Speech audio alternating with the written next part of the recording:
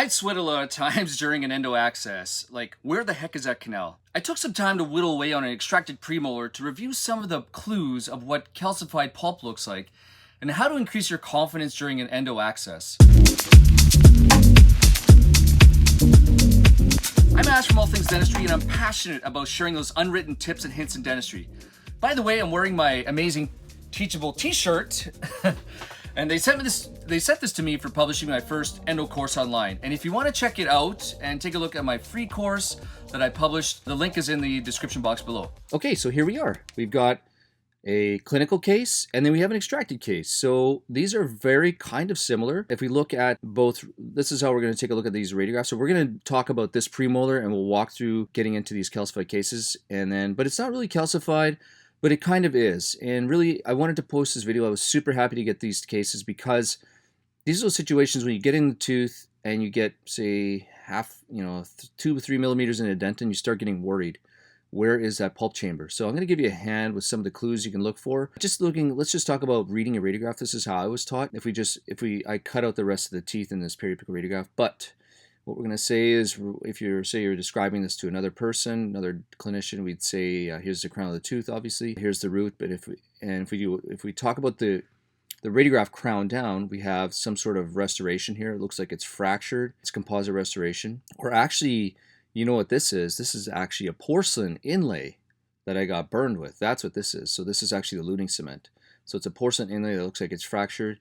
And if we follow the PDL around, it looks like we've got a regular PDL space, but then it starts to get enlarged at the apical third. It comes up, it looks like it's fully intact all the way here. We have a slightly calcified pulp chamber, not really. Maybe it's a little lower, but it's clear all the way down. Maybe we've got a bit of a fast break. So a fast break is really when the canal abruptly stops and you see nothing but dentin. So let's compare it to our extracted tooth. We have a composite restoration. There's one huge black PDL space. And we have a fairly calcified pulp chamber that, once we get in it, once we get down to it, we know that we have pretty much 2 canals. I took the radiograph of this. I try to get it straight on, just like a buckle. So let's take a look at our external. So let's walk through that extracted tooth. So we're going to take a look at the external surface of the tooth, and you can see this is a maxillary first premolar. We've got 2 roots, and what I'm going to do next is I'm going to take a number 8 file and just to see where my portals of exit are.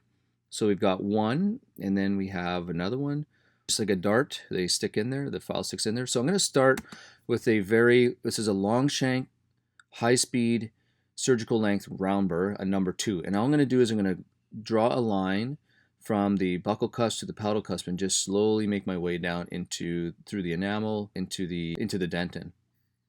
And of course, it's easy here because the tooth is not angulated. So you got to make sure that you got to take a look to look on the buccal surface when you're doing these accesses intraorally and make sure you're going along the long axis of the tooth because there's a high risk of perforating if it's not. So when we get into the tooth, it's a little bit blurry. The rest of the capture isn't. So this is what we see. We just see kind of blah. It's like you see dark, filling, dark, and a little bit of white, and you're kind of like, I don't know where to go, but I'm just going to keep going deep. You take your Explorer and you jam it in there, and it's like, okay, well, I'm not sure. So what I'm going to do now is one of the options you can do, because we're nowhere near where we're supposed to be in terms of depth. What you can do is this is a long, slow round number 2 burr. So this is a Muntz burr. This is actually number 1. So it operates around 8,000 RPM, and we're just going to brush back and forth nice and slow. So you can slow everything down, and it's long shank, so you can still see with the head of the burr. So when you use a short burr, the head of the handpiece is in the way, but if you use a long shank, that burr gets out of the way. So we're just going to trough nice and slow, buccal to palate. And honestly, halfway through the cutting, doing this access, okay, so here are some of the colors before I talk about that. Here are some of the color changes. So this, and you're going to see way better in a second. This is calcified pulp tissue. This is possibly staining. But you know what? I was thinking, like, I can't see anything, and I'm not really teaching anybody anything by doing this little hole. So what we can do is, let's get rid of the restoration. Let's pull the restoration out, because I go back and forth and trough nice and slow, but this doesn't tell you anything because there's not enough, there's not enough light getting in there for the microscope and the video camera to pick it up. And 2, I mean, there's hundreds of videos online about this.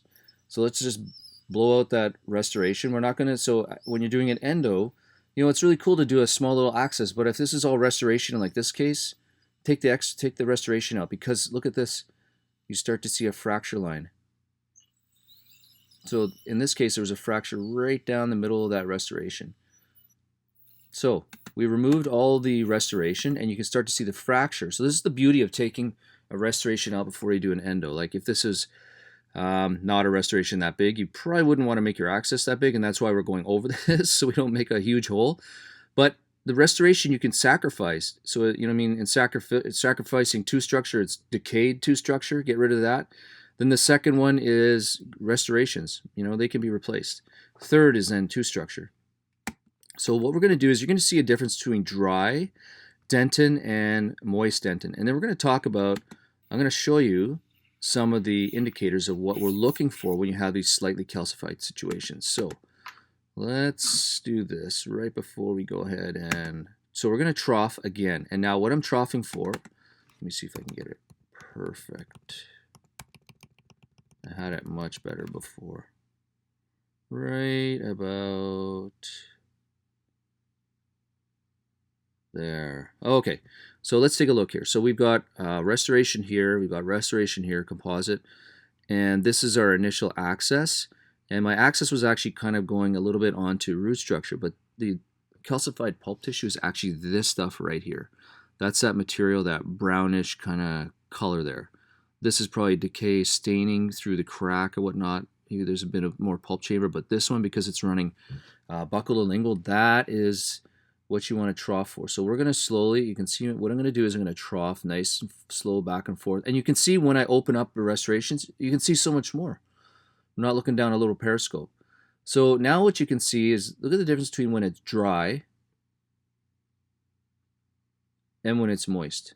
Look at the difference of what the color contrast. So that's one thing you can do too, and that's what all of us do, is we change the color. If it comes dried out, we'll do that one more time. If it comes dried out, you can't really tell what the heck you're looking at, but if it's moist, it totally changes, and you can, the colors just kind of pop.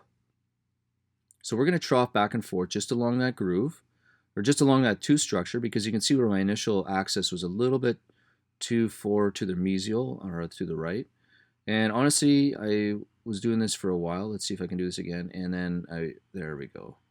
So here's dry, and there's wet. Look at the difference. So that is calcified pulp tissue right there. You can see this crack that's running right through the middle of the tooth. That's probably why it was extracted. This might be pulp tissue, but it's not. Likely it's decay. And they're right there. Isn't that amazing? I should get a tattoo of that. It looks just amazing. Let me capture that. I love it. Look at that. Great learning. So again, root, don't go there. If you're seeing white, don't go to that. And our pulp tissue is right in there. So let's speed along here. There it is again. So this will be the buccal orifice. That's even a better picture. Let me see here. Buccal orifice, palatal orifice. Let's take another picture here, and we'll talk about, talk about that in a second. Okay, let's go along here. So what I'm going to do now is I'm going to take a number one round burr. I think I'm going to dry it right out. Oh, look at the difference. Look at that. Magically, it just changes. Now you can see the huge difference. So I think the biggest lesson here is when you use water, that's all I'm using, is just a little bit of water and just moisture. It changes the colors so you can see it. So what I'm using, this is a 1 millimeter diameter round burr, and we're just going to go. This is actually a slow speed. So this is a high speed surgical, slowed down to about 8,000 RPM in electric handpiece, and we're just going to go. Let me just hit play. We're just going to trough back and forth along that pulpal tissue, right there. That's all I'm doing, back and forth. And I'm going to drag that, trough it. Boom, look at that. Oh, right there. Palatal canal, right there. And this is called the, excuse me, the white spot. So that's the white spot. Let me take another picture of that, just so we can remember that. And what I want you to do is I'm going to post these online as visual aids. So these are things, this is how I learned how to do these calcified cases, is the visual aids of remembering what to look for, because then you just keep going. So what we're going to do now is we're going to take a small 8 file and then just place it into the orifice. You can see it right there. A little bit better picture. I think I put some moisture on this, or maybe not. Oh yeah, I'll take my Endo Explorer. We're heading right for that. Bang. We'll get a little stick. That's it. And you see how it actually, what happens is the beauty of if you have high magnification, if it becomes wet just around there, you know you're either into the PDL, but it should be bleeding in the PDL. If it goes into this necrotic canal, you'll actually see this become wet. And it's like, oh yes, I'm in. So you can see how it just changed that color again. Remember that? The color? It just did that very subtly around there. So what I'm going to do is I'm running my Explorer. So actually this is a tip that's coming up. So let's just keep going here. And what I'm doing is my bent PSR probe. I'm just taking a look at the depth from the top of the pulp ceiling, top of the roof of the pulp. And let's just keep going here. Okay, so now we can see again. So now we've got it moisture. So see, there's that pulp chamber again. So there's that beautiful color. You can obviously mix it up with decay, which I think that is. That might be scrose pulp tissue as well. But let's take an 8 file. Oh yeah, so I was trying to poke it in there. That didn't do anything. Oh, is that the canal? What am I in here? Oh, so that's the canal. Sorry. So now I'm just into the canal. I'm just going to do a little bit of watch winding. That's all I'm doing. And one of the beautiful things about this picture right here, and that's the reason why I took it, is that if you, so say you put you're like, oh, thank goodness I'm into the canal. I'm into the pulp chamber. But if if the file is sitting to one edge of this maxillary premolar, you're likely need to find another canal. So this tells you that if you bisect this tooth in half, and if this file is more lingual or buccal, you've only found one canal, so you need to find the other one. Because 87% of the time these teeth have 2 canals. So what I'm going to do is I just watch wind it. Let's go back here. I'm only watch winding it down to 2/3, shaping the coronal 2/3. So that's just the cutting flutes, and it's a really quick indicator. So let's just do that. And then what I'm going to do is, this is only an extracted teeth, and I really wanted to show you this, and I do this because I want to see how resistant these files are to breakage, and we do this dry. In the intraorally, I do it with liquid, my sodium hypochlorite in the chamber, but here I'm just doing it dry. So what I'm doing is I'm taking the file out, and one of the things I want to talk about right at this moment is super critical. If these flutes are filled with dentin, you need to clean them. So if you can do one stroke and then pull them out, but if you keep running your files in the canal without cleaning these flutes, you're going to fracture. And the reason why is because of friction. So it's just like taking 2 paper cups and putting one cup into the other and trying to turn them. You know how they have this friction kind of thing? Let's see, I'll put some B-roll on top of this.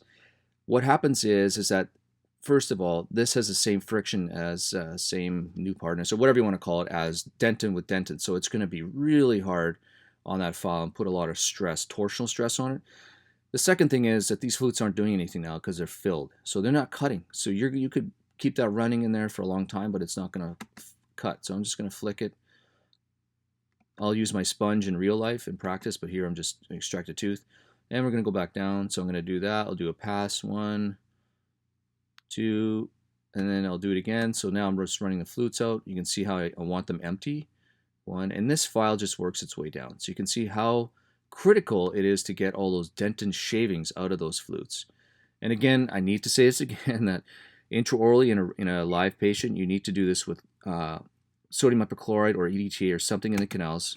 And I held that up because now what I'm doing is I'm looking to see where it's cutting and how much dentin is in there, and potentially the color of the dentin to see if it's really necrotically colored, but it's not in this case. So I'm gonna open this tooth up to the cutting flutes, which is roughly about here, and that gives me 16 millimeters. So that opens up, that cleans and shapes the coronal 2/3 before I start tackling my working length. So you see, I haven't even, the only thing I place a file in there is just to get to 16 millimeters, the 8 file. All right, so now I'm getting almost right to cleaning and shaping the coronal 2/3, and then that's it. I'm gonna stop. You can hear my torque limiter in the background.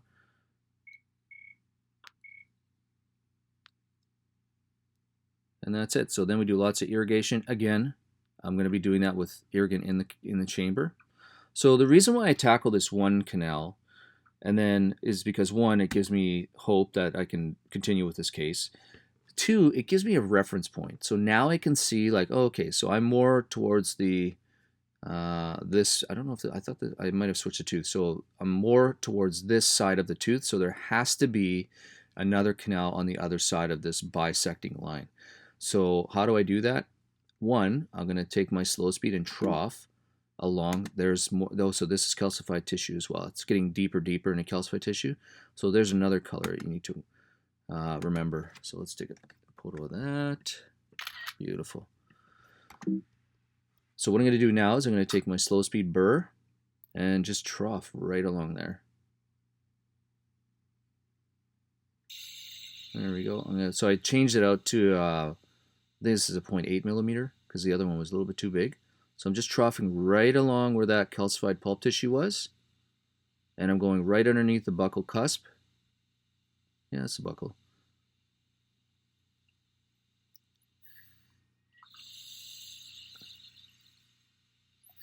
And there it is. Look at that. Isn't that magical? I love it. And when you do this intraorally, it is like the best feeling. Like finding that canal, you're like, yes, I found both. We can carry on. And I talked to Ruth, and she's just apathetic. She's like, okay, just let's get this over with. So there's our two canals. So there's our, say, for example, that's our palatal, and there's our buccal. And I'm going to place so that's another indicator. If you have a catch, you place your file into whatever it is, and if you let it go in flings, Dr. Ruddle talks about that, but I can't remember what it's called. Anyways, it's like the file dancing thing. So now what I'm going to do is I'm going to see how far it goes. I'm going to watch wind it down to those. Oh yeah, it just drops down. So likely that's the palatal cusp. It doesn't really matter because we're on an extracted tooth. So I'm going to do this same procedure. And again, my chamber will be filled with pulp, with irrigant, but I'm doing it dry just on this extracted tooth. And you can see now what's happening is that I need to clean it in a sponge because this is a little more moist, this dentin, and it doesn't want to flick out like the other one was dry. So you can see still there's some debris in those flutes, and you really want to clean all of them out. Oh, see, I'm going back in with some debris there. So you really want to, one way you can do is get your dental assistant to have a 2x2 filled with alcohol, rinse or soaked in alcohol to pull off the flutes. Or if you have an endo ring, just just clean off the flutes in that in the endo sponge. That's not really an efficient technique, rubbing and clicking against your fingers. That's extracted tooth technique.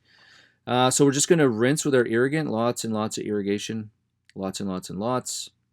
And I'm going to pull back on the syringe. And what I'm going to do next in real life, so I mean, essentially the case is done. Unless you have an apical curvature, those are secrets, how to get around those. But unless you have an apical curvature, boom, you're done. Like you're set. And essentially what we're going to do next is we'd find our working length. And then we clean and shape to our primary, and then we clean and shape, recheck our working length to get a final working length because sometimes it shortens. And then boom. So I'm going to finish this during another.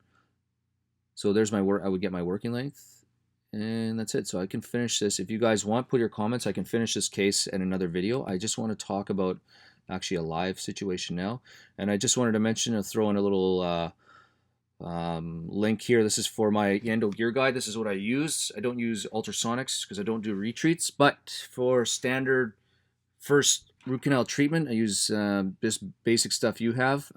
Check it out. You can download this. It's free. So here's this case. So let's talk about this case just in pictures. So this is this situation here. This was actually an onlay, and I didn't pick up until I started using a round burr, and it didn't cut through this porcelain onlay. So I used a diamond. And when I got into this situation, now you know, watching the other video, now you know what to do. We're going to head towards this. This is brown. In this case, what I did was I took a line from the buccal cusp to the mesial, or to the palatal cusp, but honestly, in retrospect, I really should have done it to here. Because watch this right here. So this is actually tooth structure, so anything white you want to stay away from. This we want to head towards nice and gentle with that slow round burr. And one of the things I want to talk about now is just, this is an article in the Journal of Endo from 2016, and it talks about root canal morphology of maxillary first premolars. And really the important point here is that regardless of the number of roots, the vast majority, 87%, had 2 root canals with a type 4, so that's 2 to 2. So 1 root, so for example, 2 roots, 2 root canals, or just essentially 2 separate canals, being the most common canal configuration 64% of the time. So what does that mean? It means that if you find, so here again, I'll talk about it. If you find that you're like, oh, sweet, I'm in. And you take your file and you place it in there, and it's kind of looks like this orifice is more to the buccal in this case. So this is the buccal, this is the palate. Let's draw a line in the middle of it, of the tooth, and this is more on the buccal side. So what that tells you in a maxillary first premolar that you need to look for a lingual canal. Now let me say that again. The reason why is because this orifice is more buccal. So now we know that in this situation that this calcified pulp tissue is actually dry. So if you wet this, it'll turn to be something like, boom, this. So this is the same thing as this, and you guys already watch what this is. So what we do is we moisten this just a little bit and then just trough along it. That's all you need to do. And in this picture, this orifice right here is like, this is not the tooth, this is from that article. Likely this is a pulp horn here, and we're going to trough along this calcified pulp tissue to get to there. Oh, and this is the Fettucci type 4, so it's two orifices and 2. So this means 2 to 2, so 2 orifices, 2 apical portals. So we got 2 canals here by themselves. So what happens is we moisten this, we take that slow round burr, we remove this, and then we get this. And then what we can do is literally that took 5 seconds like you saw before, and then we do our original orifice opening and cleaning and shaping the coronal 2/3, and boom, look what we have. We have 2 amazing canals. Now, one of the beautiful things about this picture is you can see where I lined up my original access and where the actual canals were. So, you know, you got to be careful. So the reason why I wanted to post this video is because it has all the colors that you need to know. So rather than making so here what you could have done is removed all this. Well, this is porcelain only, so it was tough to cut out. But instead of making an access hole like the size of this whole tooth, let's try to keep it small, but read the colors that you have. So like I said, we know the different colors. We've got calcified pulp tissue, so aim right there, get into that pulp tissue right there, and then that other pulp tissue was right there. So I'm super grateful you stuck along for this amount of time, and I really hope that was helpful because calcified teeth, these aren't even calcified, but they can become very difficult, and you start sweating and getting nervous, and your confidence goes right down to 0. And I want you to be able to at least have some idea of what you're looking for. So remember, remove decay, that helps a lot. Look for cracks. Second, remove restorations. Get rid of these if they're in the way, but don't remove tooth structure last. Thanks so much for joining me, and oh my gosh, please don't forget to subscribe. I'm super grateful you're here. Like and share, and we'll see you soon.